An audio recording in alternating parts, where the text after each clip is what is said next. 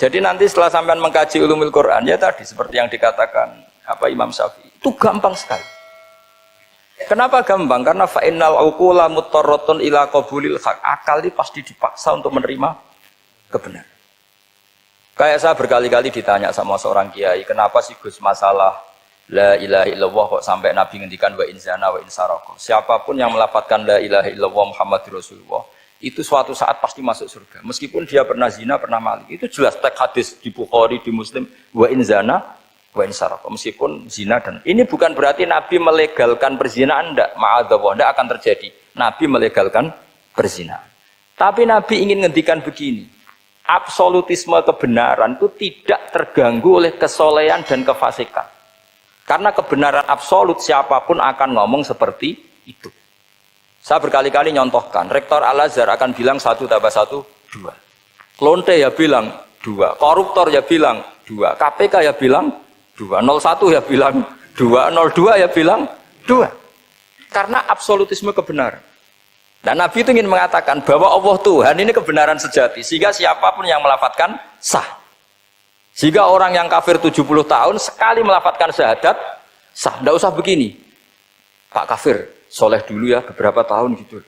Baru Anda sah melafadzkan kalimat la ilaha. Tidak ada seperti itu. Semua ulama ijma, orang kafir 70 tahun melafadzkan la ilaha illallah sekali langsung menjadi muslim. Kenapa sah? Kebenaran absolut tidak bersyarat kesolehan maupun kefasikan. Ya kayak tadi orang bilang 1 tambah 1 harus profesor apa anak TK boleh? Jangan mentang-mentang profesor, doktor, rektor, UGM, atau UI. Tadi anak kecil bilang berapa 1 tambah 1? 2. Sudah aku tak bilang 4. Tidak bisa.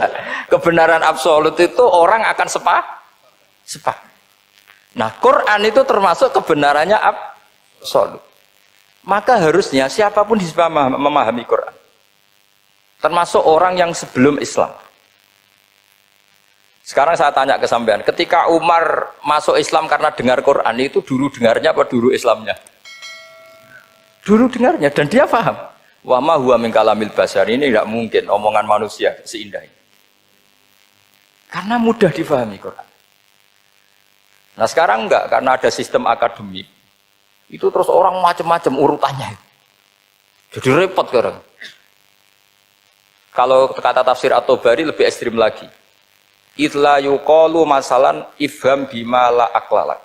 Jadi orang-orang kafir ini kan, orang-orang kafir Mekah ini kan Rasulullah jadi nabi ini kan semua orang masih kafir. Enggak ada mahasiswa UI, enggak ada orang NU, enggak ada orang Muhammadiyah. Semuanya orang kafir, semuanya masih kafir. Terus Nabi membawa Quran, maka khitab pertama itu bukan ya ayuhan nahdiyun, ya ayuhal Muhammadiyun. Khitab pertama kul ya ayuhal kafirun, karena pendengarnya semuanya kafir. Dan itu mereka paham. Tapi nanti soal hidayat nomor 2, tapi mereka itu yang jelas paham. Sehingga banyak orang kafir yang menjadi muslim karena mendengar Al-Quran. Jadi ini penting diketahui karena kebenaran itu milik siapa saja dan akan mudah difahami. Kayak tadi, kalau 1 tambah 1 2 itu rektor ya bilang 2, anak TK ya bilang 2, musuh kamu ya bilang 2, kamu atas nama sentimen dengan musuh pun tetap bilang. Nah di sini kadang Nabi ngendikan mangqala la ilaha illallah dakhalal jannah wa in zana wa in saraka. Proporsinya seperti itu, bukan berarti Nabi melegalkan zina, bahwa kalimat ini kalimat yang kebenarannya absolut sehingga siapapun sah mengatakan itu, meyakini itu meskipun punya masa lalu seperti itu. Jadi jangan salah makna terus Nabi melegalkan, tidak sama sekali. Jadi saya mohon ini jadikan satu ilmu, bahwa ilmu adalah tetap apa? Ilmu. Sehingga ada ayat kulil ladzina kafaru iyantahu yughfar lahum ma qad salam. Katakan kepada orang-orang kafir sekali menghentikan kekafirannya yughfar lahum ma qad salam, maka kekafiran di masa lalu dianggap hilang dan dia hanya dengan status yang sekarang yaitu seorang mukmin. Karena dia disahkan melafadzkan la ilaha illallah. Makanya pernah ada cerita, ini penting saya utarakan ke jenengan. Ada orang kumpul kebo, singkat cerita, kumpul kebo lelaki sama perempuan. Suatu saat Nabi dikasih tahu sama tetangganya, ya Rasulullah, orang yang biasa kumpul kebo itu sekarang sudah nikah. Jawabannya Nabi unik. Alhamdulillah, kira-kira gitu kalau bahasa Indonesia, qad kharaja min sifahin ila nikahin. Dia sudah keluar dari tradisi zina, sekarang dia sudah dengan kehormatan nikah.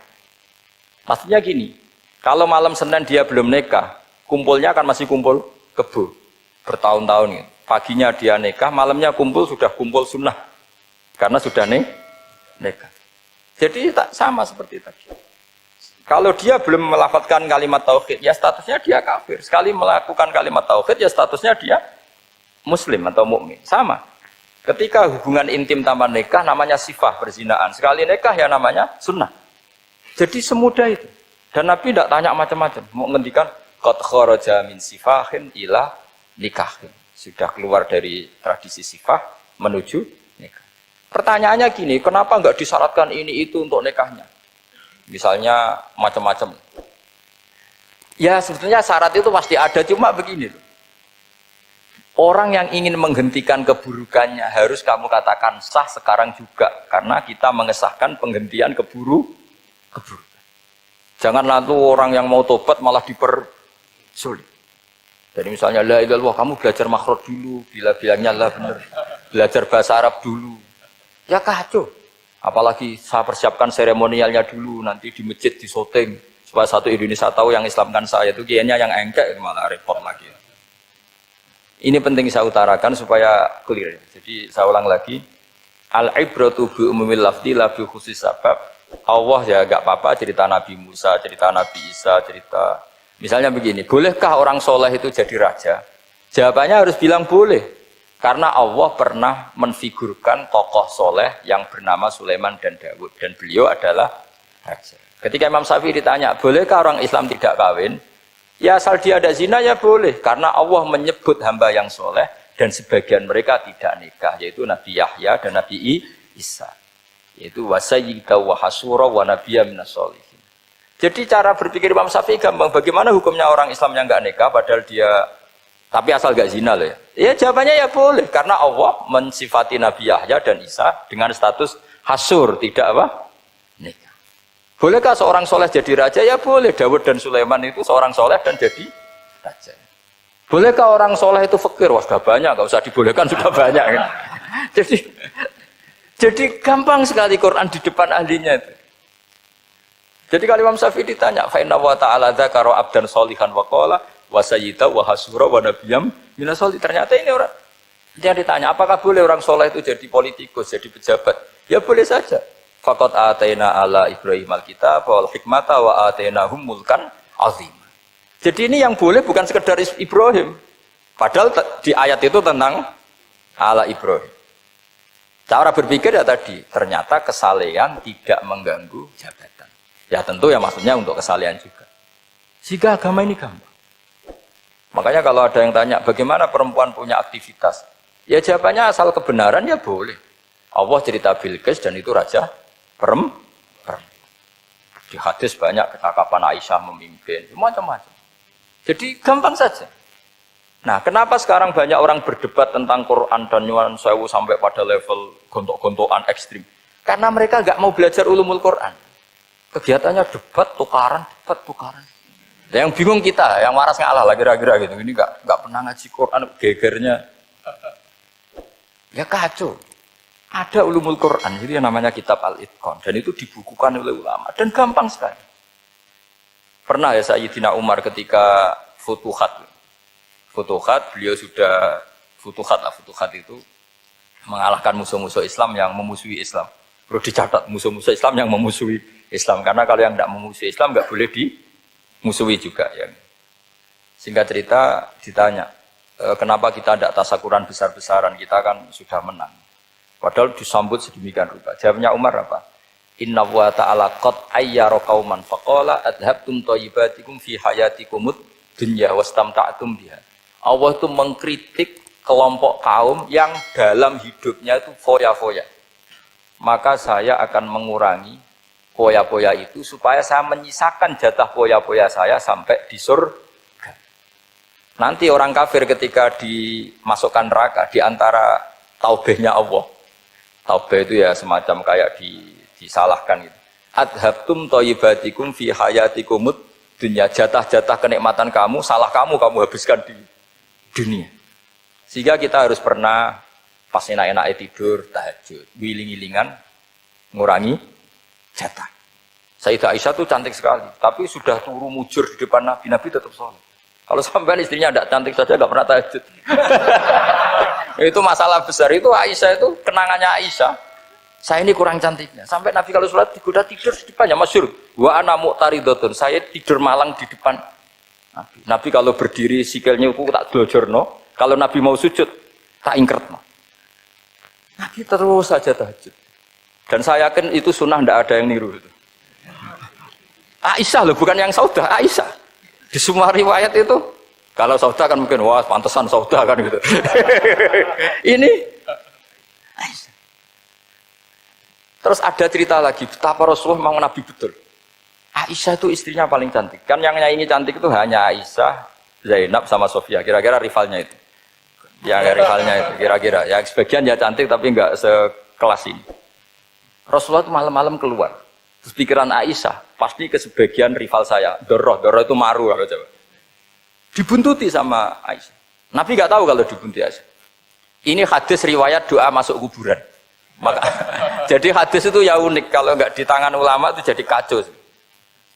Babu doa li ahlil kubur. Bab mendoakan ahli kubur itu babnya itu tentang cemburu. Walhasil karena Nabi keluar, wah ini mesti itu nggak bener ini. Paling ke Sofia atau ke ya pokoknya Zainab, pokoknya yang cantik-cantik. Ditututi sama siapa Aisyah. Nabi nggak tahu waktu itu. Ternyata Nabi itu kebaki itu. Assalamualaikum warahmatullahi mu'minin wa inna insyaallah bikum lahikun. Jadi barokahnya cemburu. Hadis itu ada rawinya. Oh ternyata ke kuburan toh. Itu sampai pulang. Jadi hadis itu diriwayatkan Aisyah. Ghirtu itu cemburu. Saya ini cemburu sama Nabi. Malam-malam keluar tak tututi juga mau kuburan. Lah sahabatnya tanya muridnya Aisyah, lalu baca apa? Assalamualaikum warahmatullahi mu'minin wa inna insyaallah bikum lahikun. Kalau sampean kan enggak dibuntuti tok bar tenan. Mesti barbaran. Jadi ini penting saya utarakan. Jadi coba ulumul Quran dikaji secara baik. Insya Allah nanti maknani Quran itu mudah. Karena memang sesuatu itu harus ada ilmu. Ya sesuatu itu harus ada ilmu. Banyak ulama itu nangis karena mudah memahami rahmat Allah. Abu Yazid Al-Bustami itu jadi wali bukan karena banyak wiridannya, enggak. Dia setiap makan itu memuji begini, ya Allah, engkau itu tidak butuh saya, tapi kenapa ngasih makan saya? Kalau majikan ngasih makan karyawannya kan supaya mau kerja. Semua kebaikan manusia itu pasti ada imbalannya. Tapi engkau itu tidak butuh apa-apa, kenapa ngasih nikmat kepada manusia padahal engkau tidak butuh? Itu kan aneh betul. Kalau apapun ikhlasnya orang, kalau ngasih itu kan ada maunya. Meskipun sudah bilang ikhlas. Oh sudah, tapi kalau Allah itu tidak butuh. Misalnya ada orang nyumbang masjid ikhlas, tetap di hatinya, benak Jumatan Pak Quran yang dindi, tetap ada kepentingannya. Tapi kalau Allah enggak. Sehingga cara mensifati Allah itu luar biasa. Makanya orang jadi wali itu diantara kata Rasulullah, Inna woha la yardu anil abdi idha akalal aklah fayahmaduhu alaiha au yashrubah syarbah fayahmaduhu alaiha. Allah itu sangat ridho. Orang jadi wali itu kan diridani Allah. Allah itu sangat ridho kalau seseorang makan kemudian dia muji Allah. Coba apa hebatnya Donald Trump kalau nggak makan ya lemes mati. Apa hebatnya presiden seluruh dunia kalau nggak makan ya lemes mati. Orang yang katanya paling top di dunia itu nggak makan kangkung nyatanya ya lemes. Hebatnya di mana? Yang kita puji-puji hebat, ternyata kalau nggak makan itu lemes. Pak Rektor nggak makan lemes, apalagi Pak Onwel nggak makan lemes. Hebatnya apa coba? Nah, terus kelihatan wa khuliqal insanu dhaifa. Makanya ketika Allah mengingatkan orang yang menyembah Isa, Allah hanya menghentikan gini, kana yakulani to'am. Isa dan ibunya itu makan. Maksudnya kalau nggak makan itu ya lemes. Kamu kebayang nggak punya Tuhan terus, Pak Tuhan jangan lemes, monggo dariin. Kayak apa malunya kita punya Tuhan kalau nggak makan apa? Lemes. Terus nanti cerita, alhamdulillah tadi Tuhan mampir sini. Tadi lemes lah tak kasih makan, bergas lagi. Makanya Allah ngeritiknya mesti sederhana. Karena ya pula to'am. Kok kamu Tuhan kan gimana? Ini kalau nggak makan itu. Tapi kita sering keliru mengatakan Presiden Amerika itu super power hebat. Hebatnya di mana seorang manusia? Kalau nggak makan ya. Ini makanya Allah ngendikan wa khuliqal insanu dhaif. Sehingga banyak para wali itu dekat Allah ketika makan. Bukan apa-apa karena tadi makannya itu tidak kayak sampai ada makanan banyak lahap segala udah gitu. Itu enggak setiap makan ya Allah betapa lemahnya saya. Yang katanya rektor, yang katanya profesor, katanya orang alim kiai, katanya pengurus NU, pengurus Muhammadiyah, ternyata kalau udah makan lemes. Kerennya di mana lemes? Sehingga terus tawadu, terus macam-macam. Jadi ini penting. Jadi Allah mengingatkan manusia itu dengan makan. Makanya Nabi Rasulullah ngendikan Allah itu sangat ridho seseorang yang setiap makan muji Allah. Tapi sekarang orang makan itu banyak yang enggak menjiwai. Karena ada aturannya sebetulnya, ngunyahnya sampai sekian kali. Ya, tapi sekarang kan sudah ada seperti itu. Makanya sekarang wali sudah enggak banyak. Pendaftarnya juga sudah ada banyak. Apalagi orang-orang intelek itu sudah agak tertarik daftar wali. Memangnya kalau sudah jadi wali dapat uang, malah repot lagi kalau seperti itu. Tapi ini saya cerita orisinilnya ilmu Quran. Ketika Allah mengkritik Isa itu hanya, ketika dituhankan maksudnya, itu hanya dengan kalimat kana yakulan itu Isa dan ibunya sama-sama makan. Dan ketika Allah memuja Rasulullah SAW dan para nabi, itu pujaannya itu aneh. Wa ma arsalna qablaka minal mursalin illa innahum la yakuluna ta'ama wa yamshuna bil aswaq. Saya tidak pernah menugaskan para rasul kecuali mereka itu ya makan dan jalan-jalan di pasar. Saya sampai sekarang hampir tiap minggu itu jalan-jalan ke pasar sama anak saya. Meskipun saya di Rembang Kecil kayak gede itu, tetap biasa saya jalan-jalan ke pasar. Karena apa? Kata Rasulullah Muhammad, Isa itu sampai dituhankan, itu gara-gara jarang makan. Terus orang memitoskan macam-macam. Rasulullah itu kalau makan itu di depan umum, sering di luar rumah. Supaya kelihatan kalau beliau itu manusia. Jadi makannya Nabi adalah nafyun li uluhiyati. Perlu dicatat Nabi Muhammad jadi Nabi setelah dengan tanda kutip tragedi Isa dituhankan. Karena Rasulullah jadi Nabi setelah tragedi Isa dituhankan, maka sisi manusianya itu diperlihatkan. Sampai kalau makan tuh di depan umum. Tapi enggak marung di KFC, enggak ada riwayatnya itu. Di depan umum. Nah, karena kepentingannya itu sehingga makannya Nabi ini ibadah yang luar biasa karena menunjukkan sisi kemanusiaan yang akan aman, tidak akan dituhankan. Paham ya? Sama seperti kita misalnya kiai atau pejabat, makan saja gak apa-apa. Tunjukkan kalau kita manusia, kalau gak makan lemes. Dan kalau itu terus dalam hati kita, insya Allah kita orang yang mengimani wa khuliqal insanu dha'ifa. Betapa manusia itu lemah. Nah, tapi kita sekarang enggak. Kalau kita jadi rektor enggak bisa mengendalikan satu kampus, jadi kiai bisa mengendalikan umat. Pikirannya itu kayak Fir'aun. Dan di antara kesalahan Fir'aun adalah faqala ana rabbukumul a'la, bahwa saya bisa mengendalikan kalian semua. Maka dalam ilmu tasawuf yang pertama harus dihilangkan adalah sifat anania. Bahwa karena saya. Tapi kalau orang mau jadi wali atau orang dekat Allah, kenapa saya sering menyebut kata wali? Sebenarnya khazanah wali itu ada di Quran. Ala inna awliya Allahi la khaufun alaihim wa lahum yahzan. Cuma orang kota senangnya bakas intelektual. Wong desa senangnya bakas wali. Akhirnya banyak orang yang enggak wali modus pura-pura wali terus nipu orang. Jadi sama-sama ada korban. Yang intelektual juga sama. Seakan-akan lebih intelek dibanding wali ini. Makanya saya supaya bahasa intelektual ya ada di Quran, maksudnya terjemahannya ada, bahasa wali juga apa? Dan kadang orang jadi wali itu melakukan hal-hal yang kecil. Yaitu merasa doif saat apa? Makan. Merasa doif saat. Karena tadi, paling mudah menafikan ketuhanan seseorang adalah nyatanya kalau nggak makan lemes. Paling mudah mendoifkan manusia yang katanya presiden superpower pun kalau nggak makan lemes. Apa artinya kehebatan manusia yang sehatnya bergantung nasi satu mangkok? Kerennya di mana coba? Presiden kondang bisa pengaruh seluruh dunia, jajalnya gak mangan sedino, lemes. Berarti hadar rojul lelaki ini bergantung satu mangkok nasi. Hebatnya di mana coba? Makanya ada seorang raja angkuh datang ke seorang ulama. Saya raja bisa mengendalikan dunia. Kata ulama, tanya gini. Andaikan kamu tidak bisa minum, kemudian harus bisa minum kalau orang menukarkan kerajaan kamu. Kamu boleh minum, asal kamu tidak jadi raja. Apa kamu kasihkan kerajaan kamu ketika kamu harus minum dengan cara seperti itu? Misalnya di tengah belantara, kalau di Arab kan sering ada apa? Sahara itu ada padang pasir. Terus kata raja itu, ya saya milih minum. Kalau saya tidak minum mati. Mendingan tidak punya kerajaan.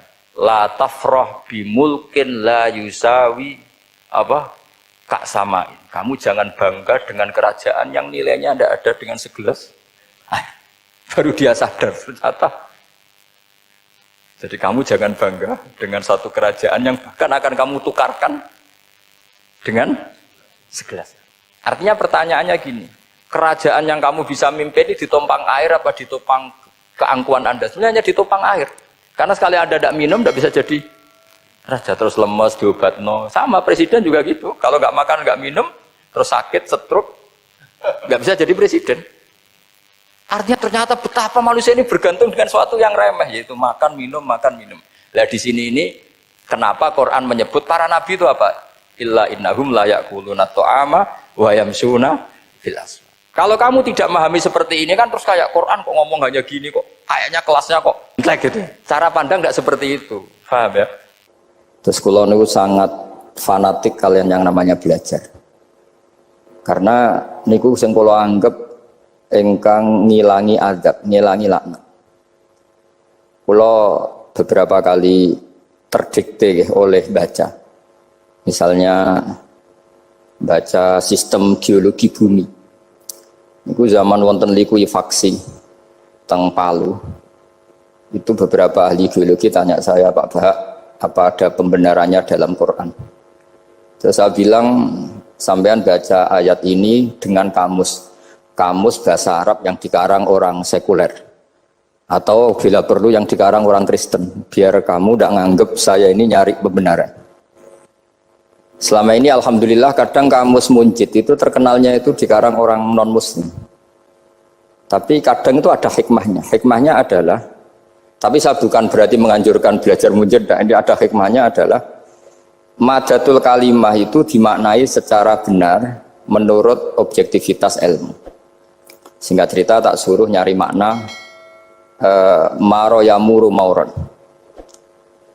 Jadi Allah ngendikan teng surat Tabarok, apa kamu merasa aman? Merasa aman setiap saat manfis sama ayyakhsifa bikumul ardo fa idza hiya tamur. Allah zat yang menguasai langit setiap saat bisa saja melumerkan bumi ini. Jadi melumerkan itu ya bahasa Arabnya tamur itu. Jadi Allah sudah mengingatkan bahwa potensi bumi ini memang likuifaksi karena di bawah ada magma, ada air, ada macam-macam. Kemudian potensi bumi ini juga dihantam oleh benda-benda langit. Sehingga Allah ngendikan innallaha yumsikus samawati wal ardo an tazula wala in zalata in amsakahuma min ahadim min ba'di.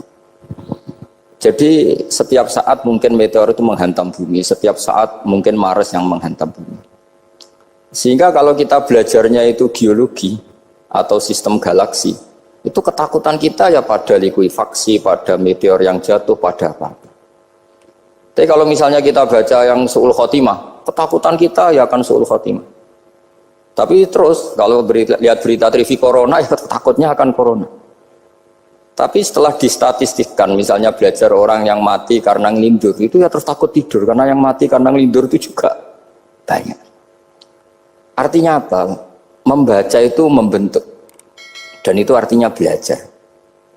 Saya termasuk orang yang meskipun masih muda itu gak pati-pati mati. Ini yang membedakan saya dengan Gus Nadim PD saya kalau masalah ngadepi mati. Karena bukan berarti saya mesti soleh, mesti husnul khotimah, ya enggak. Ada istilah mati yang menyenangkan dalam diri manusia, yaitu Nabi ngendikan Allahumma ahyini maka natil hayatu khairan li wa tawaffani maka natil wafatu khairan li. Sebagian doa Allahumma ij'alil hayata ziyadatan li fi kulli khairin wal mauta rohatan li min kulli syarrin. Jadi mati itu akhir dari maksiat saya atau akhir dari potensi maksiat saya. Sehingga kata Sohibul Hikam, kamu harus percaya diri bisa selamanya tidak maksiat lagi. Orang kan tanya, masa manusia tidak bisa maksiat lagi? Ya bisa saja kamu pas toat terus mati, berarti sudah tidak bisa maksiat. Jadi ulama itu melihat mati itu akhir dari segala maksiat atau potensi maksiat. Ya, di sini hebatnya lagi-lagi GNU itu. Wong fasik gendo kayak apa kalau mati saya nggih. Tonggone menang kabeh, saya nggih menang kabeh. Sesuai kiai ini saya niki mun mboten saged maling, mboten saged korupsi. Oh nggih saya ini. Itu satu ilmu yang luar biasa. Meskipun ya tentu agak ngawur. Tapi itu bagus. Secara ilmu bagus karena al-maut adalah rohatun min kulli syarr. Lagi-lagi yang menyelamatkan itu illa aliman atau muta'aliman. Proses belajar mengajar. Saya baca banyak tentang halal haram dalam kitab Imam Ghazali itu, tak ulang berkali-kali. Saya tuh dulu ya gak paham, karena kitab paling susah di bab Imam Ghazali itu menurut saya kitabul halal wal haram. Termasuk bagaimana cara ngelola amwalus salatin yang terkenal korup, sementara menyumbang kamu sebagai jaizah, sebagai hadiah untuk para kiai atau untuk para guru. Itu perdebatannya ulama itu macam-macam. Ada yang bilang haram karena itu potensi haram atau memang benar-benar haram. Ada yang bilang boleh karena kalau yang pakai kamu untuk kebaikan, kali dipakai mereka ruwet.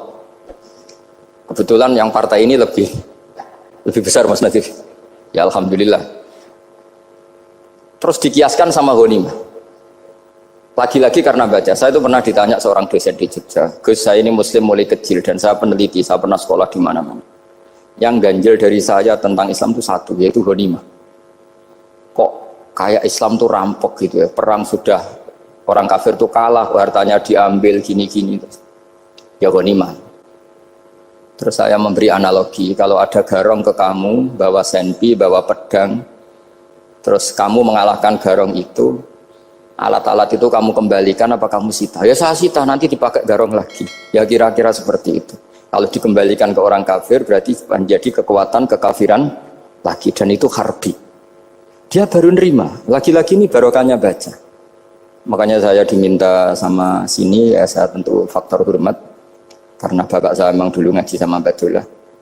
Mbak saya itu terkenal wali, yang bapaknya bapak. Itu kalau kesini nyifati Mbak Dola pun satu. Nur disitu mondok dia itu enggak apa-apa. Pondok elek lah, kiaimu wali. Zaman itu bapak itu di kamar kursi ya masih ada kakinya. Saya dulu sering dijak ke sini sama bapak. Jadi bahasa itu terkenal wali dulu. Jadi bahasa itu tirakat terus sampai kapundhut itu poso terus. Kebetulan cucunya agak niru. Saya tidak niru itu karena itu Gus Zaki. Memang disuruh tidak niru. Kata mbak saya, kira usah tirakat, terus tak tirakati aku. Itu. Jadi saya, Mbah Mun juga gitu. Kowe haram tirakat, terus tak tirakati aku. Saya senang sekali. Tapi tua-tua kok mikir butuh. Nah, terus nirakati butuhku sopo. Jadi mulai jadi kiai betul Mas Nadif, saya ini sudah mulai mikir butuh. Karena saya ini termasuk orang yang kecelok alim yang enggak banyak orang menghormati karena sudah diramal sama mbah-mbah. Di dulu mbah saya Mbah Nur Sam itu kakak saya itu SMP SMA, kakak saya yang kedua juga SMP SMA. Mbah saya itu Mbah Nur Sam itu yang nganterkan bapak ketika mondok sini itu, yang ikrar karo Badullah wali Mbah Nur Sam, ahli tirakat, ahli puasa. Itu bilang, Nur, anak sing iki aja pondok, aja sekolahno. Sumben sing ngalim ku anak sing iki. Ketika saya hampir tamat SD sama mbah saya Tuban, mbah saya Narukan juga di Sabdo begitu. Singkat cerita sama Mondok Sarang. Mondok Sarang pertama langsung dikenal Mbah Mun, wong anak kiai jadi langsung dikenal. Didoni macam-macam terus jadi wong alim juga ada yang ngelem. Biasa aja untuk tungan yang sepuh-sepuh. Ya sebenarnya agak kecewa ya, saya inginnya kan dianggap prestasi gitu, ternyata dianggap doanya orang-orang sepuh. Ya makanya kulo niki iki ya rodok ya syukurlah sama Bang Mutamakin sama semuanya karena tadi kenapa saya harus cerita ini? Quran sendiri mengakui bahwa orang soleh itu diantara aturannya adalah dzurriyyatam ba'duha min ba'd. Meskipun Allah bisa bikin orang soleh dari mana saja, tapi yang legitimit itu memang dzurriyyatam ba'duha min ba'd. Dan kata dzurriyah itu tasmalu auladal inas, kata Ibnu Hajar al-Asqalani, memasukkan turunan yang dari ibu. Meskipun tentu secara wali nikah atau secara disiplin nasab dari ibu itu tidak ngefek. Tapi dari segi fa'innal irqadassas, bahwa sistem tubuh kita itu tetap ada gen dari seorang apa? Ibu. Sehingga banyak ulama tafsir mengatakan dzurriyah itu tasmalu auladal inas. Dzurriyah itu memasukkan turunan dari apa? Ibu. Bapak saya itu nasabnya nasab wali, jadi babahnya itu suka tirakat, suka. Ibu itu nasab kiai. Jadi kalau bapak wiridan itu, kalau istiqomah itu disalahkan sama keluarga ibu. Istiqomah itu salah. Karena ijabu malam yajib, mewajibkan sesuatu yang tidak wajib. Itu masalah secara ilmiah. Mbah Mun itu sering kritik kalau ada pondok kok wajib puasa, wajib merawat itu sering kritik. Itu secara fikih bahaya. Ijabu malam yajib, mewajibkan sesuatu yang tidak wajib. Dan itu kriminal dalam bab fikih. Betul itu, sama cari di Sulam Taufik, babnya itu ngeri. Ijabu malam yajib itu tidak dihitung minal kabair. Dicari sendiri itu di bab Sulam Taufik, tidak perlu saya sebut, itu parah betul malah cara menvonis Abdullah bin Husain bin Thohir di Sulam Taufik. Ijabu malam yajib. Tapi pondok-pondok yang tirakat tidak kurang dalih. Niki boten majibaken ngelatih. Boten majibaken tapi napa? Nah, silsilah dari keluarga ibu itu suka ilmu. Sehingga Abdullah bin Mas'ud itu tiap hari itu mensweeping orang yang sering duha. Kalau ada orang duha istiqomah itu disweeping. Awas, harus seminggu sekali, nggak boleh tiap hari. Masa sholat fardu kamu saingi sholat duha? Nggak boleh, fardu tersaingi. Itu Abdullah bin masyhur, sampean cari di Al-Ghunyah itu. Sayyidah Aisyah kalau ada orang duha tiap hari dimarahin. Dan itu secara konstitusi ilmu benar karena Nabi Qiyamul Lail Ramadan itu hanya 4 hari yang dipandu. Lainnya itu enggak. Khasyata ayyufradu alaihim, kalau dalam sahih takut dianggap fardu. Akhirnya istiqomah itu masalah di keluarga saya yang dari ibu. Nah, kebetulan kita ini suka ada istiqomah, akhirnya ya seperti ini. Tapi ini ilmu harus kita bicarakan. Tapi yang istiqomah, Bapak itu pengagum Badullah. Bapak itu suka sama istiqomah karena punya guru dulu Ki Zubedi istiqomah, Badullah istiqomah. Tapi jangan kira Badullah itu hanya istiqomah. Saya punya sanad banyak, mungkin Gus Zaki lebih tahu. Sering saya diceritain Bapak. Badullah itu anak ambek wong fase nemen-nemen itu rapati cocok. Senajan to majibno fase. Tak takoki iki ngopo. Empuk nek ke fase darane wong awam untuk ganjaran. Mergo macane Quran gak fase. Padahal untuk ganjaran mergo seneng Quran. Jadi terus tak takoki Bapak, niku saged damel syarat mboten? Ya ora kenek, pokoke ngono. Jadi go ngekrori.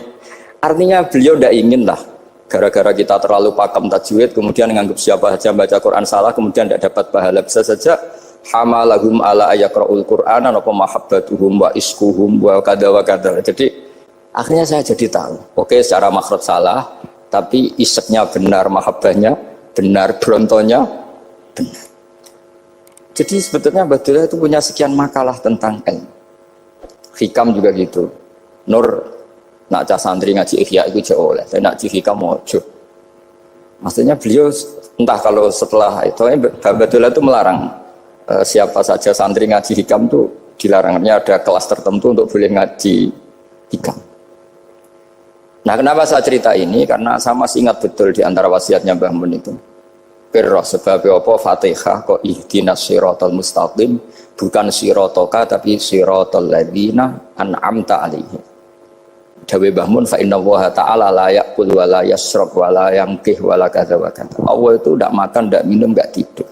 Sehingga kita tidak bisa niru Allah. Tapi yang makan tidur itu manusia. Sehingga kalau ingin dekat Allah ya niru siratal ladzina, bukan siratoka. Kita cara tidur niru Kanjeng Nabi, niru ulama, cara makan, cara minum, niru Allah tidak bisa. Makanya bukan ihdinas siratal mustaqim siratoka tapi siratal ladzina an'amta. Maka dalam beragama itu butuh master, butuh panutan.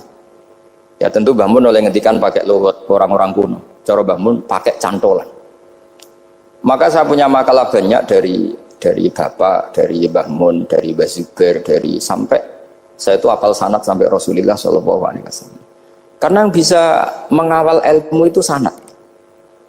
Termasuk saya di sini bawa kitab Ar-Risalah Al-Qusairiyah. Nanti saya baca beberapa panutan kita. Di sini ada Abdul Qasim Al-Junaidi, ada Abu Yazid Al-Bustami, ada banyak ulama yang ditulis Ar-Risalah Al-Qusairiyah.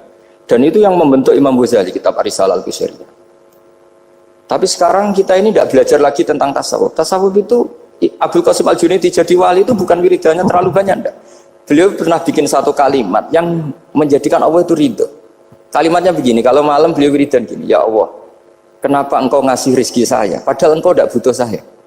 Kalimatnya sederhana. Kalau seorang majikan ngasih servis sama karyawannya, memang butuh pekerjaannya. Orang tua ke anak butuh kasih sayangnya. Tapi engkau ini zat yang tidak butuh saya, tidak butuh kita, ngapain ngasih?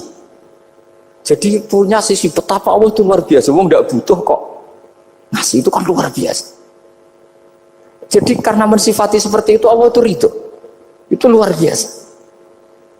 Normalnya orang memberi itu kan, apalagi orang memberi kiai itu kacau sekali. 1.000 jaluk swarga. Salam template 1 juta wae jaluk apa? Swarga itu parah lagi. Nanti kalau enggak masuk surga diundat-undat. itu ngeri lagi itu 1 juta minta apa? Surga. Sayyidina Ali itu diantara sebabnya beliau dekat Allah itu karena muamalahnya sama Allah itu benar. Di antara muamalah itu yang diriwayatkan di kitab Ar-Risalah itu syariah adalah masyhur itu. Kafani izzan antakuna li rabban wa kafani fakhran an aku nalaka abdan.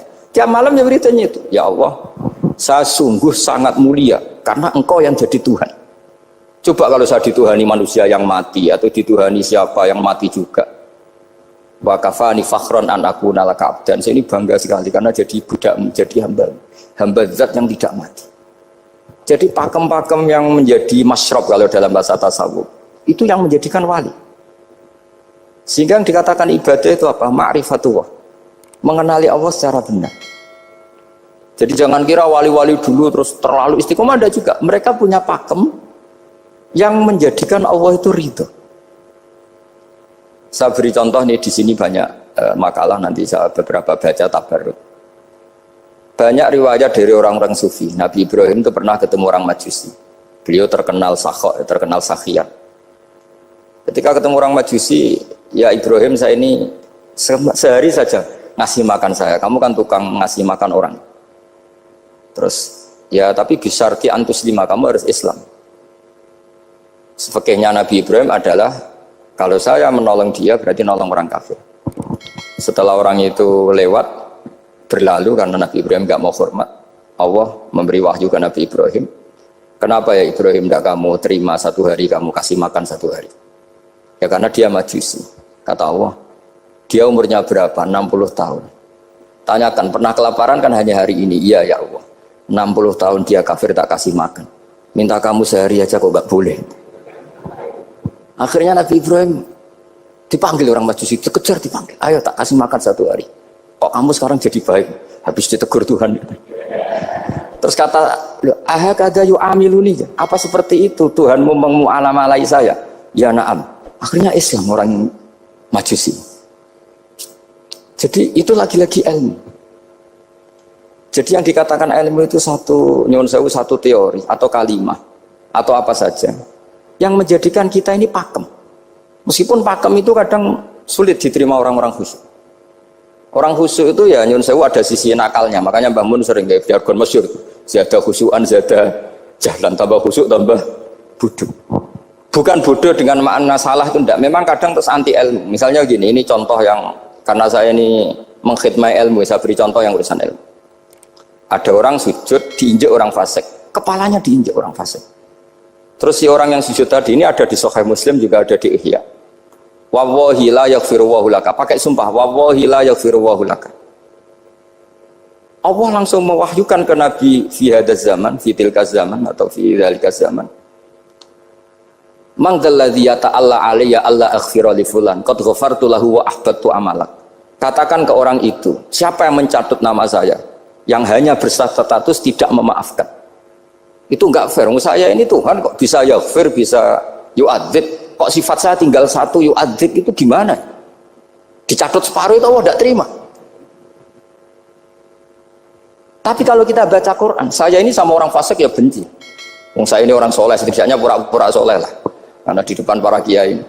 Tapi mau tidak mau, ketika Allah mensifati dirinya tentang orang munafik gimana? Wa yu'adzibal munafiqina in sya'a au jatuh. Ini cocok tidak cocok, potensi memberi tobat itu ada. Meskipun sama kalau orang munafik, tapi ya tetap bacanya wa yu'adzibal munafiqina ya in sya'a au jatuh. Rasulullah kayak apa bencinya dengan Wahsy karena qatilu Hamzah. Tapi Nabi tunduk sama konstitusi Quran. Laisa laka minal amri syai'un aw yatuba alaihim aw yu'adzibahum. Akhirnya Allah malah memberi tobat sama qatilu Hamzah, yaitu Wahsy. Ini pentingnya baca lagi. Kalau kita tidak baca, hanya khusyuk saja, tidak baca, pasti sama orang yang menginjak orang sujud tadi, yang nginjek pasti salah, nggak dimaafkan. Bongso pasti. Pertanyaannya adalah, betulkah Allah punya sifat 1, yaitu yu'adzib? Makanya kalau kita baca, misalnya baca Quran, walillahi mulkus samawati wal ard, ya sudah, yaghfiru liman yasha wa yu'adzibu man yasha. Kalau nuruti rasa kita, ya inginnya ke kita, yaghfir, ke orang lain yu'adzib. Tapi Tuhan kan nggak terima. Saya ini Tuhan kok didikte makhluk saya ini gimana? Nggak bisa. Sehingga ya ini lagi-lagi ilmu. Makanya saya cocok nggak cocok itu suka baca.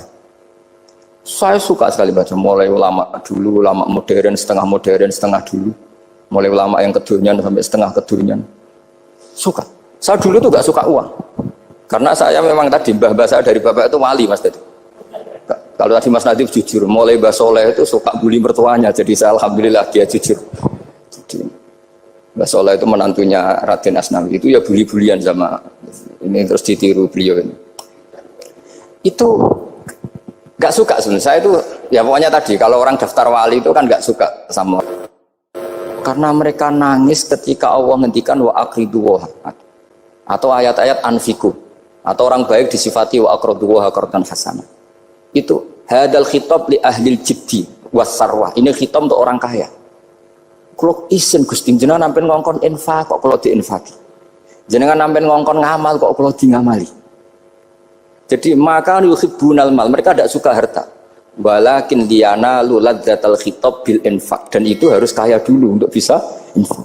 Jadi itu uniknya. Akhirnya saya Imam Sa'roni penting juga kaya. Jadi wali untuk suka harta itu nunggu diperintahkan Allah. Alhamdulillah kita tidak sudah wali dulu karena sudah senang harta wali. Jadi kayaknya keren kita dibanding wali-wali itu. Artinya wali itu tahu pentingnya harta setelah jadi wali. Kita alhamdulillah mulai kecil sudah tahu pentingnya harta. Kayaknya kita lebih wali. Imam Syafi'i itu dulu gak suka sama orang kaya. Saya berkali-kali ceritain. Karena dia dididik Sufyan As-Tsauri, Sufyan bin Uyainah. Tapi ketika ketemu Imam Malik itu kaya raya. Meskipun dia hidupnya sederhana, tapi kaya raya. Pas beliau mau, Imam Syafi'i dia agak-agak sopan kalau sekarang tanya, setelah jenengan ilmu yang saya harus ambil siapa? Kata Imam Malik, yang sealim saya itu sudah meninggal Abu Hanifah, tapi muridnya masih, namanya Muhammad bin Hasan Asy-Syaibani. Kamu datang ke sana. Semalam itu Imam Malik dikasih uang 500 dinar. Padahal 1 dinar itu 4,25 gram, bisa dihitung berapa ratus juta. Terus paruhnya dikasihkan Imam Syafi'i. Nah, tidak kasangoni. Pagi-pagi diajak ke Baki. Dulu Baki itu ada kafilah rental unta. Mana kafilah yang mau ke Irak? Kita. Ya sudah ini antar, tak bayari. Diantar Imam Syafi'i. Diantar ke Imam Muhammad bin Hasan Asy-Syaibani di Irak. Itu ketemu Muhammad bin Hasan Asy-Syaibani pertama itu apa? Beliau itu kalau ngitung uang di meja. Emas-emasnya di meja, uangnya dolar semuanya di meja. Tambah kaget, ini saya sama Imam Malik ingkar, ini malah lebih parah lagi. Kata Muhammad bin Hasan Asy-Syaibani, "Atajabu min hadza." Kamu kagum dengan ini, merasa aneh? Iya. Ya sudah, ini tak kasihkan orang fasik, tinggo demenan, tinggo judi. Jangan, jenengan saja. Kalau jenengan kan orang soleh dipakai kebaikan, berarti orang soleh boleh kaya. Angsal-angsal kan besar. Semenjak itu Imam Syafi'i kebablasan. Sampai fatwa kiai fakir itu haram. Kiai bisa bikin rumah bagus, bikin rumah jelek, haram. Suasa al-Islam ya Allah wala yullah. Nah lagi-lagi kebetulan kita sebelum ngaji Imam Syafi'i sudah seperti itu. Jadi ini justifikasi. Lagi-lagi itu ilmu, seorang lagi-lagi itu akhirnya saya baca kitabnya Imam Sa'roni namanya Al-Minanul Kubro. Itu beliau cerita wa mimma manallahu alaihi. Kesannya kayak orang sombong. Tapi sebetulnya yang sopan itu yang sombong. Karena Imam Sa'roni kan bilang, kamu harus memaklumatkan diri kalau antum minal ulama il amilin. Kamu termasuk ulama yang amilin. Terus ditanya sama orang-orang, bagaimana kalau nyatanya ndak? Kamu tadi subuh sholat, ya saya sholat. Kamu tadi zuhur sholat, ya saya sholat. Kenapa ketika kamu maksiat ingat terus, ketika kamu taat tidak ingat? Berarti kamu anggap Allah itu menyesatkan kamu taat, tidak pernah ngasih hidayah sama kamu. Pas delok rondo ning dalan kok maksiat, bar salat atau syukur, bar zuhur atau syukur, bar asar. Berarti kan nyifati Allah, hari ini Allah ngasih saya maksiat. Sementara lupa kalau Allah ngasih salat zuhur, salat asar, salat maghrib, salat isya. Oh sudah di situ al-Minanul Kubro, orang itu soleh semua. Nah saya itu termasuk orang yang didikte oleh kitab, terbentuk oleh kitab Al-Minanul Kubro. Jadi di situ hidup itu enak semua. Makanya saya itu masih ingat dialeknya dua orang alim, nggak perlu saya sebut, ini agak sensitif karena ceritanya itu ada anaknya kiai mau nyalek, karena dia anaknya kiai tanya, Mbah dalilnya nopo nanti yang kepengen jadi jabatan, mencari jabatan itu sah. Kalau yang jawab tak sebut nggak apa-apa namanya, jawabnya Mbah Mun oleh nggak apa-apa. Nabi Yusuf juga ada jabatan, terus beliau baca qalat alni ala khuzainil ardi inni khafifun alim. Nabi Yusuf juga ada jabatan ya Rabb. Didebat sama orang alim. Itu Nabi Yusuf, syariatnya itu mansukhoh bi syariati Rasulullah Muhammad SAW. Setelah tamunya pulang, Mbah Mun dibantah gitu. Dari Mbah Mun gini bilang, anut kiai wae oleh pemenang anut Nabi. Sama singkat kalimatnya. Anut kiai wae oleh pemenang anut. Artinya Nabi Yusuf kan minta jabatan ij'alni ala khazainil ard. Jadi akhirnya semenjak itu fikih-fikih ilmu tadi saya ulang lagi. Akhirnya saya cari, termasuk saya disuruh bangun. Saya golekno dalile nak wong soleh kok oleh jabat. Batinku, wong dalil kok diorder saya ya sempat. Ternyata saya cari-cari ya tadi am yahsudunan nasa alama atahum wa min fadli faqad ataina ala Ibrahim alkitab wal hikmata wa atainahum mulkan azim. Keluarga Nabi Ibrahim di antara sifat yang disebutkan Allah adalah dikasih mulkan azim. Sebab itu akhirnya kiai Indonesia itu mazhabnya Safiyah semua. Politik ya kerso, jabat ya kerso, proposal ya kerso. Saya ini, maksud saya ini yang menyelamatkan ilmu. Kalau orang khusyuk pasti gedeng. Kiai kok gelem proposal, kiai kok para pejabat. Tapi orang ilmu setuju. Nah saya nggak tahu setujunya itu bawaan ilmu apa bawaan nafsu. Tadi itu yang mulai saya data. Nah kalau saya kan bawaan ilmu, saya baca. Itu bedanya saya dengan Mas Nadif, jadi bawaan baca. Karena kemarin saya dibully habis-habisan di Kudus, saya tidak punya kesempatan bicara di menantunya Neng Mu'ah ya. Wah ini kurang ajar betul orang ini kata saya. Tapi saya nyari sisi positifnya. Kalau saya dibully kan saya madlum. Orang madlum gampang jadi wali. Yang dia bully berarti zalim ya sudah berarti wali saya gitu. Nah supaya dia juga wali sekarang tak bully supaya impas gitu. Jadi ini nolong beliau. Jadi saya 22 hari itu kalau habis subuh ke rumah sakit, tapi kalau asar pulang ngajar. Ya begitu terus. Karena mbah-mbah saya itu sukanya ilmu Masya Allah. Karena ilmu itu penting. Apapun pakemnya para wali itu kalau diingatkan secara ilmu itu terus kayak runtuh. Saya berkali-kali mencontohkan. Dan itu valid, data itu valid. Sufyan bin Uyainah itu orangnya khusyuknya Masya Allah. Gurunya Imam Syafi'i, gurunya Imam Malik. Itu beliau menceritakan dalam kitab Khilyatul Auliya. Nabi Isa itu senengannya itu ceria sekali. Nabi Yahya itu senengannya bersengut, abusan, suka kayak takut akhirat, takut penyakit. Tapi bukan takut corona, enggak ya jelas kan. Saya akhir-akhir ini fatwa, sekarang jangan baca Uwais Al-Qarani, tapi Al-Qarni. Meskipun saya tahu ada yang baca Qarani di kitab-kitab, ada yang baca Qarni. Tapi sekarang wajib dibaca Al-Qarni sementara. Sekali dibaca Al-Qarani itu nisbatun ilah. Iya, jadi makanya ini untuk sementara dibaca, ngikuti yang baca Uwais Al-Qarni. Meskipun di sarah-sarah apa bi fathir ra wakila bi sukun, ya sudahlah sekarang harus ijma dulu Al-Qarni ya, karena kalau Al-Qarani itu akhirnya Nabi Isa ditegur sama Nabi Yahya. Mali aroka dohikan ka'annaka ta'manu min makrillah. Saya melihat kamu kok suka tertawa, seakan-akan kamu merasa aman tidak kena azabnya Allah. Nabi Isa akhirnya balas tanya, mali aroka abisan ka'annaka tai'asu min rahmatillah taknatu min rahmatillah. Kowe mbesengut wae koyo dunya orang rahmat, anane corona tok.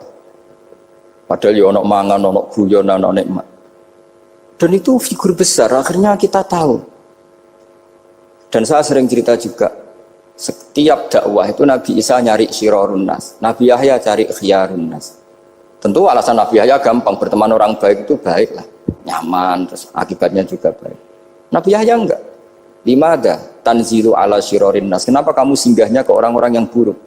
Ana tabibun udawil marto. Saya ini dokter, tentu menyembuhkan yang sakit.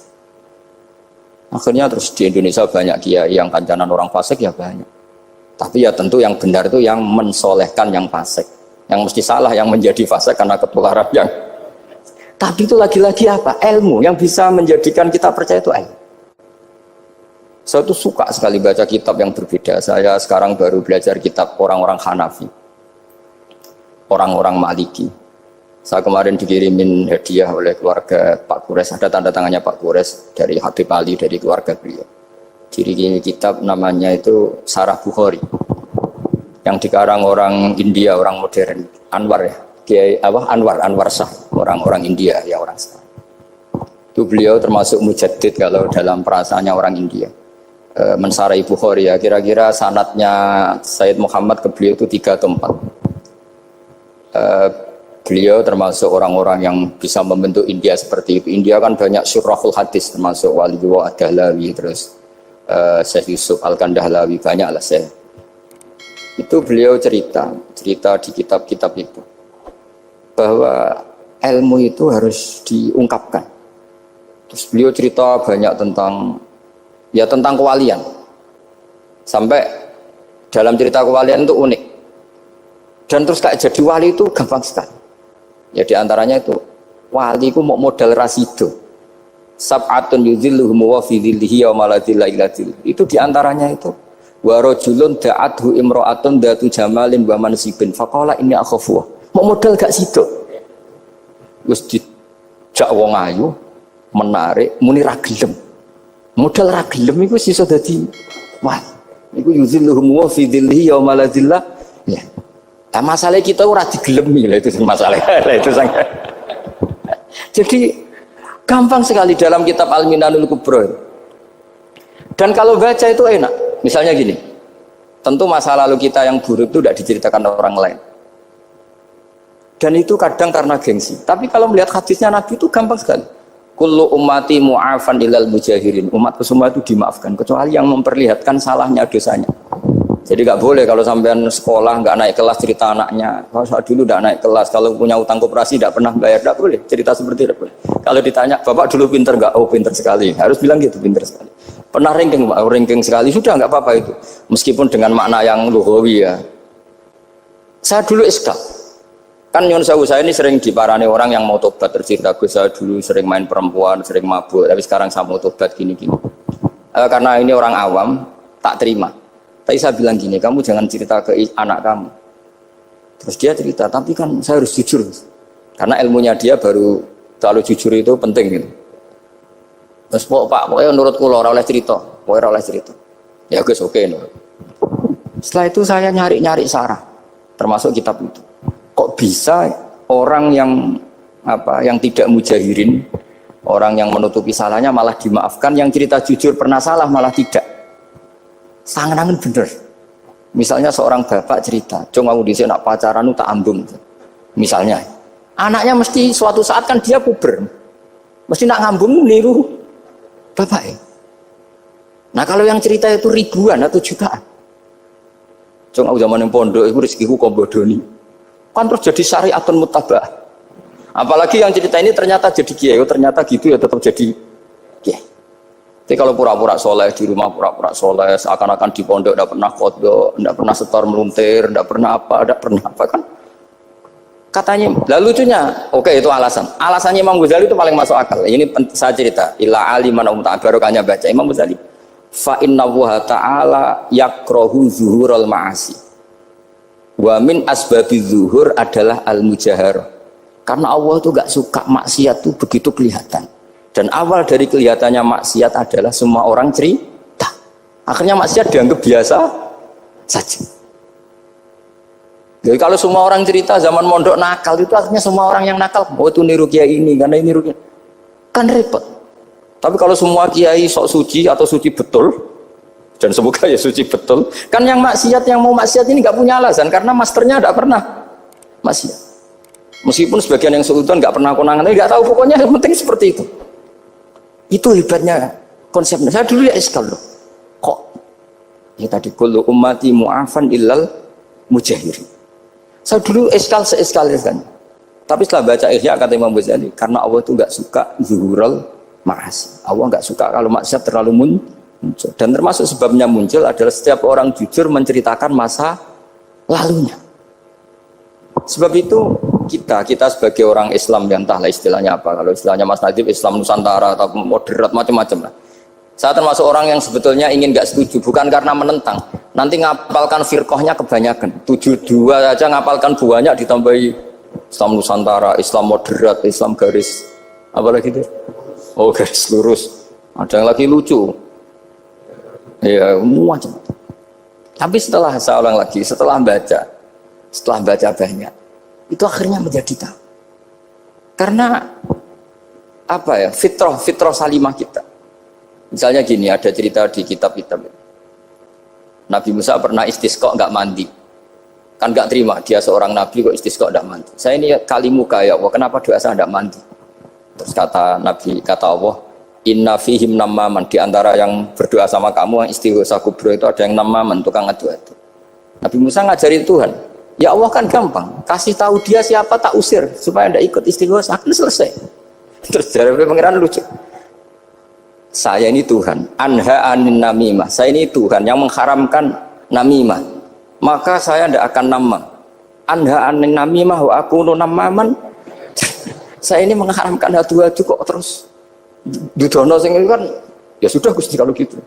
Lalu solusinya gimana ini? Nanti solusinya gimana Tuhan? Ya sudah kamu nyari hamba saya yang namanya ini. Cari sama Nabi Musa.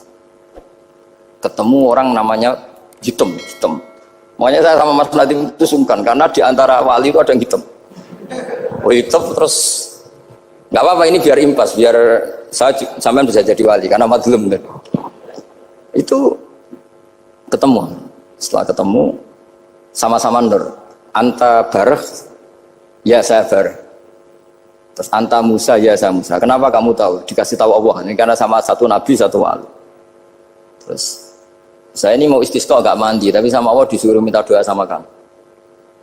Itu doanya tuh ngawur sekali, bukan sekedar ngawur sekali. Ya Allah, apa engkau sudah tidak punya stok air sehingga tidak ada hujan gitu? Apa angin-angin sudah tidak nurut sama jenengan sehingga tidak bisa menghalau awan untuk menurunkan hujan? Fakah ada Musa ayab disawi, itu di semua kitab. Musa hampir saja jotos, dianggap doa yang enggak sopan. Tapi kata Allah, la tadribhu ya Musa fa innahu adhakani fil yaumi salasa marrat. Dia bisa bikin senyum saya sampai 3 kali. Lu soal mereka maksiatuhum la tadurruka. Maksiat mereka itu tidak ngefek ke engkau kok jenengan pertimbangkan. Maksiatuhum la tadurruka. Akhirnya langsung hujan. Jadi kadang doa itu ada yang ngawur. Maksiatuhum, makanya saya itu kadang berani berdoa Indonesia aman. Secara fikih ya kadang kok nak gak ono apa-apa sing maksiat meneh. Kadang yo mikir. Ya nak sing taat meneh, tapi kok nak ono apa-apa sing maksiat ya maksiat meneh. Saya pernah ketika Jogja sering gempa itu pernah mau berdoa. Ya Allah semoga bebas dari gempa, tapi terus saya mikir. Memang kalau nggak ada gempa ya yang sholat aman, tapi yang maksiat juga daripada menggurui Allah sudahlah, tidak berani berdoa sudah Gusti ini dunia ini jangan pun terserah jenengan. Tapi saya sebagai orang Muslim sing apian kan ya kepengen arham linnas. Boleh dalil lu kangelan, tapi gara-gara baca kibarek tadi maksiatuhum la tadurruka. Maksiat mereka itu tidak bahaya bagi kita. Pun Gusti ra usah kakean pertimbangan pun udan mawon. Udan langsung. Lagi-lagi karena baca. Termasuk di Al-Minanul Kubra itu ada cerita tentang Nabi Isa. Cerita itu tidak hoax, ini kata Imam Sa'roni. Ada orang itu perajin sepatu, perajin sandal. Ya Allah, engkau itu bilang butuh sandal ukuran berapa, nanti tak bikinkan. Engkau bilang kendaraan kamu apa, nanti saya yang fasilitasi ada ini. Pakaiannya kalau dames. Apa, pokoknya saya ingin khidmah sama jenengan. Terus Nabi Isa yang terkenal baik itu ya faham mabibat sih hampir saja dibukut. Terus kata Allah jangan Isa, dia muji saya sesuai yang dia ketahui. Lagi-lagi baca. Jadi tidak bisa kita mengadili orang lain ini kalimat ini tasbih wa bil khalqi, itu tidak bisa, tidak segampang itu. Kecuali yang ngomong orang-orang Mu'tazilah atau orang-orang Khawarij mungkin kita lawan karena berdasar ilmu. Kena wong lugu rusak. Karena orang lugu itu gimana ya? Seperti Ahmad ditanya, kamu mukminah? Terus dites sama Nabi, aina Allah fa asyarat ila sama, Allah di langit. Coba kalau kamu tauhidkan Allah la yakhullu fi makanin, berarti kan masalah itu karena Allah laisa kamislihi. Saya juga pernah diprotes kiai, kenapa ada istilah senyum, istilah susah, padahal Allah nggak pernah susah. Tak tanya gitu, saya kan sering bilang Allah susah, Allah apa, Gus kok gitu, padahal Allah kan tidak pernah. Tak tanya, kamu hafal Quran? Tidak. Ya sudah, baca aja ayat falamma asafunan taqamna minhu. Itu doire asafa itu kan asifa ya safu asafan. Diikutkan wazan afala berarti asafa yuksifu. Berarti kayak dengan ata lah. Ya ata ya'ti ityanan, kalau ingin wazan afala kan ata yu'ti ita, sama dengan Falamma asafu mongko sumangsani gawe susah sapa Firaun wa kaumu. Nah ingsun. Firaun mari ribet, mari aku susah. Aku pengiran jadi tandingi. Intakomna minhum kataku. Akhirnya dia itu bilang, jebule ning Quran ya ono istilah Allah susah. Ya sembol aku itu aku hafal Quran dadi spontan bahasaku mbok salah mbok ora iku ono kembarane Quran. Sampeyan masih khusyuk ora hafal Quran akhirnya yo ngene iki kata saya. Akhirnya jebule ilmu itu penting wis suwe nah ilmu itu penting kata saya. Jadi ini lagi-lagi illa aliman au muta. Jadi saya tuh dapat barokahnya ilmu. Saya sebagai manusia ya takut mati, tapi tadi kalau kadang-kadang melihat mati itu rohah min kulli syarrin. Kita ini meskipun nyun sewu sekarang tidak zina, tidak korupsi, potensi itu tetap ada.